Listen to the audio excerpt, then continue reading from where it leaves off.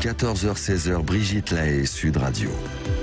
Nous sommes avec Yves Slati, sexologue clinicien. Nous évoquons la différence de besoins sexuels et nous allons évoquer justement l'après-accouchement. Bonjour Marlène, merci d'être avec nous. Bonjour Brigitte, bonjour monsieur Yves. Donc. Oui, je suis d'accord. Le nom de famille au début c'est difficile, mais on s'y fait. Oui.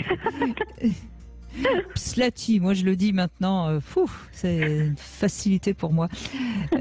Mais c'est vrai que si vous voulez aller voir sa chaîne YouTube, allez voir sur sudradio.fr, vous verrez comment ça s'écrit parce que sinon vous risquez d'avoir un peu de mal. Alors Marlène, vous avez accouché il y a 4 ans, hein, c'est ça ? Oui, c'est ça. Et suite à ça, nous avons traversé quand même une longue période de turbulences et les turbulences ont commencé quand même lors d'une conversation qui a dû avoir lieu 2 mois après mon accouchement de ma deuxième fille, de mon deuxième enfant parce que j'ai un garçon et une fille. Oui. Et mon compagnon m'a lancé, on était au téléphone, il me dit bon allez, ce soir on s'y met, on fait l'amour. Enfin, voilà, on avait déjà refait l'amour depuis l'accouchement, et je lui réponds, et à cette période-là, ma fille, je dormais pas plus de 45 minutes d'affilée, de jour comme de nuit. Il y avait vraiment des gros soucis de sommeil. Et là, je lui réponds, de manière très spontanée, je lui dis écoute, non, je peux pas, je suis épuisée là, tout ce que je veux, c'est dormir. Et mon compagnon s'est vraiment énervé en me disant moi je t'avertis, ça me va pas du tout. Hein. Moi ce rythme-là me convient pas, je t'avertis, ça me va pas. Et donc quand il est rentré le soir, je lui ai dit écoute, c'est absolument contre-productif de se sentir obligé à. Si tu voulais me donner envie de faire l'amour, t'as trouvé le pire moyen qu'il y avait. Et puis moi j'ai besoin de me sentir respectée aussi dans mon propre rythme. J'entends que toi c'est pas la même chose pour toi, mais voilà, à un moment donné il faut quand même se respecter l'un l'autre. Et puis ça a été un premier coup dur. Ça a commencé comme ça. Et puis ensuite, ce qui a été extrêmement difficile et délétère, et j'ai déjà évoqué le sujet sur votre antenne, c'est que là, c'était mon compagnon qui me disait qu'il avait envie et moi qui lui ai dit je peux pas, je suis trop fatiguée. Mais quelques mois plus tard, ça a été écoute, j'ai une baisse de désir envers toi parce que quand je pose mon regard sur ton corps, tu as le corps d'une femme de 50 ans. C'est ce qu'il m'avait dit à l'époque. C'est agréable. Voilà. Et donc il m'a dit, et puis moi j'aime pas les femmes rondes, j'ai jamais aimé ça, c'est pas une nouvelle. Et de toute façon, quand on a eu une autre fille, ça fait déjà 14 ans qu'on était ensemble, et il m'a dit et voilà, ça va pas changer, donc perds du poids, allez, c'est juste une histoire de 10 kilos en trop, tu perds 10 kilos, on n'en parle plus. Et à partir de là, ça a été un petit peu une descente aux enfers parce que à partir de là, on s'est très très très mal entendu. Voilà. Ça a duré 1 an ou 2, mais le fossé s'est creusé. Moi, je me sentais honteuse de mon corps, alors qu'au fond de moi, j'avais plutôt envie qu'il remercie le corps qui avait quand même été servi d'écrin à la présence de nos deux enfants dans nos vies. Et lui, de son côté, pour lui, c'était pas très compliqué, quoi. Il fallait juste que je perde 10 kilos. Voilà. Et ça faisait diminuer son désir, du coup. Ce qui, moi, par ricochet, ne me donnait pas envie de lui non plus. Voilà. Donc, on était quand même dans des besoins différents. Et puis, bon, comme je disais à vos collègues qui m'ont appelé ce matin, on n'a jamais vraiment trouvé de solution. Il n'y a que le temps qui a fini par aplanir un peu les choses. Mais vous êtes toujours ensemble aujourd'hui ? Oui, on est toujours ensemble. Oui. Ouais, on est toujours ensemble, mais on a fait le dos rond. Il y a eu la tempête, on a fait le dos rond. On est allé voir une thérapeute, mais qui n'a pas trop solutionné les choses. Qui s'est rejoué en thérapie la même chose qui se jouait dans notre couple. Et elle nous a juste dit que cette histoire autour de mon poids, c'était l'arbre qui cachait la forêt. Mais je vous avoue qu'on n'a jamais fini par comprendre qu'est-ce que c'était la forêt. On avait bien vu qu'il y avait un arbre. Non, mais en plus, je pense pas que ce soit une réponse très très judicieuse de la part de en tout cas, ce qui est clair, c'est que quelque part, vous avez communiqué, mais très mal. C'est-à-dire que ce qu'il vous a dit, c'était blessant, et vous, ça vous a blessé, et du coup, vous vous êtes un petit peu éloigné, ce qui est complètement normal. Quand on connaît un tout petit peu les femmes, on sait très bien que ce genre de commentaires va forcément les éloigner, alors que c'est tout l'inverse qu'il désirait. Yves Obstati, qu'est-ce que vous pouvez dire à Marlène? Oh, en fait, j'aurais bien voulu avoir monsieur pour voir pourquoi il a dit à sa femme: t'as un corps, t'es grosse, t'as 50 ans, comme si c'était un corps de 50 ans, berk, je te désire pas. Donc il y a 3 raisons quand un homme dit ça. Pourquoi un homme va dire d'un coup à sa femme: berk, ça va pas, t'es moche, t'es grosse, t'es vieille, tout ça. Première raison. La première raison, c'est un esthète.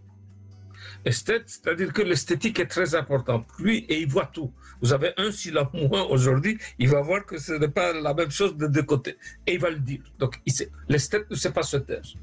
Heureusement, les hommes esthètes ne représentent pas plus de 5% de la population. Mais c'est une catastrophe. C'est une catastrophe de se marier avec un esthète, de vivre avec un esthète, parce que sans arrêt, il va faire des remarques. Sans arrêt, il va dire quelque chose. Donc, il ne peut pas tenir ça. Lui-même, il ne se regarde pas dans le miroir, il n'a rien à foutre. Lui aussi, il prend de l'âge, il prend du bédon. Ça, il n'a rien à foutre, mais il ne sait pas tenir sa langue. Donc, première chose qu'on va dire à ces femmes-là, on ne se marie pas avec un esthète. Désolé pour vous, vous allez subir ça jusqu'à la fin de votre vie. Ça, c'est première raison. Deuxième raison. Alors, la deuxième raison, c'est un peu plus méchant. Probablement, ce n'est pas votre cas puisque vous êtes ensemble. C'est l'homme, on dit, il n'a pas de couilles pour se séparer. Il veut se séparer, il n'a pas de couilles pour dire à sa femme: écoute, maintenant, toi et moi, ça ne va pas, on se sépare. Alors, qu'est-ce qu'il fait? Il attaque la femme. En général, sur son image corporelle, puisque la femme est très sensible sur son image corporelle, en disant ça va pas, tu es grosse, tu es je ne sais pas quoi, tout ça, pour qu'elle prenne la décision de partir et d'arrêter. Parce que lui, il ne peut pas, il n'y arrive pas. Ça, c'est la deuxième solution. Alors, la troisième solution, c'est celle qu'on voit le plus souvent. Celle qu'on voit le plus souvent, c'est la faute un peu à la femme. Genre, la femme se met devant le miroir et c'est elle qui fait berk, je suis grosse, je suis jaune. Donc, elle n'arrête pas de parler à côté de son homme. Elle se méprise, elle dit qu'elle est grosse, elle est qu'elle. Donc, 1 fois, 2 fois, lui, il ne dit rien. Et puis, il voit qu'in fine, il n'y a pas de sexe. Chaque fois que madame fait ce cinéma d'image corporelle devant ce miroir en disant je suis grosse, elle se dénigre sans arrêt. Puis lui, il veut la toucher, tout ça. Elle va se fâcher en disant: tu vois pas, je suis laide, je suis moche. Comment tu peux faire? Tu es un obsédé sexuel. Ça va pas non dans ta tête. Je suis si laide, tout ça. Et encore, tu viens vers moi, tu dois être un obsédé sexuel. T'es malade, toi. Et alors là, lui, il voit qu'il n'y a pas de sexe. Et à un moment donné, c'est lui qui commence à attaquer en disant: c'est vrai, t'as fait raison, t'es grosse, tout ça. Alors ici, Marlène, la question que je vais vous poser: est-ce que vous avez fait ce cinéma-là devant lui, devant le miroir, à vous dénigrer? Non. Parce que j'aime beaucoup la façon dont vous présentez les choses, mais alors je suis vraiment au regret de vous dire que, à part peut-être dans l'esthète, je reconnais pas mon compagnon. Dis-moi. Quelque chose une variable que je vous ai pas donnée avant de parler, c'est que mon poids pouvait déjà être un problème avant d'avoir mes enfants. C'est-à-dire que entre aujourd'hui, et ça fait 18 ans qu'on est ensemble, et quand on s'était rencontrés il y a 18 ans, j'ai plus ou moins 18 kilos de plus. Et c'était déjà un problème à l'époque quand j'avais pris quelques kilos. Et ça s'est réactivé encore plus après la naissance de mes enfants. Et alors mon homme, il est alors, je ne sais pas si c'est un esthète comme vous l'avez décrit, mais en tout cas, c'est quelqu'un pour qui le corps, c'est pas du tout quelqu'un de superficiel, mais en tout cas, c'est quelqu'un pour qui le corps et l'entretien du corps a son importance. Et en tout cas, le corps doit être un corps maîtrisé, quoi. Le corps doit être un corps maîtrisé, discipliné. C'est pas ce qu'on appelle dans le langage là un métrosexuel. C'est pas quelqu'un qui va prendre vachement de soin dessus, machin. Mais c'est quelqu'un qui lui-même va aller faire de la muscu pour pouvoir s'entretenir, qui va, enfin voilà, il fait ce qu'il faut pour continuer à avoir un corps efficace, qui fonctionne bien, et un corps qui renvoie une image esthétiquement correcte aussi. Et donc que moi, je n'ai pas le même rapport à mon corps, c'est compliqué pour lui. Alors je ne sais pas si ça correspond à l'image de l'esthète dont vous avez parlé. Ça correspond un peu à l'image de l'esthète. Oui, oui. Alors, il y a autre chose qui est très important, surtout pour un homme, peut-être pas forcément pour un esthète. Pour un homme, en général, pour la majorité des hommes, c'est pas le poids que vous prenez qui est important, c'est pas votre silhouette qui est important, c'est comment vous vous présentez. Donc, si en faisant l'amour, il n'y a pas de lâcher prise, c'est-à-dire, en fait, dans un couple heureux, sexuellement épanoui, écoutez ce que je vais dire, Marlène, écoutez ce que je vais dire. Mon corps m'appartient, mais je le mets à la disposition du couple. C'est-à-dire, je t'offre mon corps. Est-ce que vous avez cette capacité d'offrir votre corps? C'est-à-dire aller au-delà de vos complexes et d'offrir votre corps. C'est ça qui est important. Évidemment, si lui, il vous rabaisse, ça va être compliqué. Donc, vous n'allez pas vous sentir en confiance avec lui. Mais c'est surtout cette capacité. Alors, une femme qui a une capacité d'offrir son corps en disant, vous allez devant lui, vous lui dites, regarde la chance que tu as, regarde quelle belle nana tu as en face de toi, profite-en, vas-y, touche, caresse, tout ça, et lui, il va en baver, lui, il va vous sauter dessus. Mais c'est compliqué de faire ça. Mais essayez peut-être de faire ça. C'est-à-dire de le convaincre en le regardant dans les yeux qu'il a de la chance, qu'il a la plus belle des nanas devant lui. Ah oui, oui. Ben, écoutez, en tout cas, maintenant, je dois juste peser 5 kilos de moins qu'à la même à la période 4 ans auparavant, c'est-à-dire quasiment rien. Et par contre, moi, je suis très à l'aise maintenant, ce qui n'était pas nécessairement le cas après ma grossesse. Et je suis très à l'aise et j'ai décidé aussi, il y a un truc qui, en fait, si quand même il y a eu une solution, c'est que j'ai décidé que, après tout, mon corps m'appartenait et que s'il n'était pas raccord avec tout ça, eh bien, ça le regardait lui. Et que moi, l'important, c'est que moi, je m'y sente bien dans mon corps et que j'avais pas à en avoir honte. Parce qu'à quand même, à la période, au-delà du l'esthète, là où je peux éventuellement me rejoindre aussi dans ce que vous avez, la troisième option, je me flagellais pas devant mon miroir devant lui.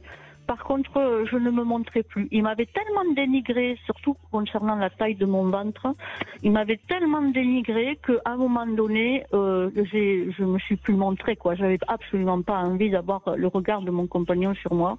Ouais. Donc, je me suis plus montrée. Je faisais l'amour avec la lumière éteinte et puis voilà. Oui, oui, donc ça confirme bien tout ce que vous a dit Yves. Si vous êtes bien dans votre corps, si vous lui offrez, si vous lui dites quelle chance tu as de faire l'amour avec une femme bien en chair, ça remet la sexualité de manière plus harmonieuse entre vous, et ce qui semble être le cas aujourd'hui.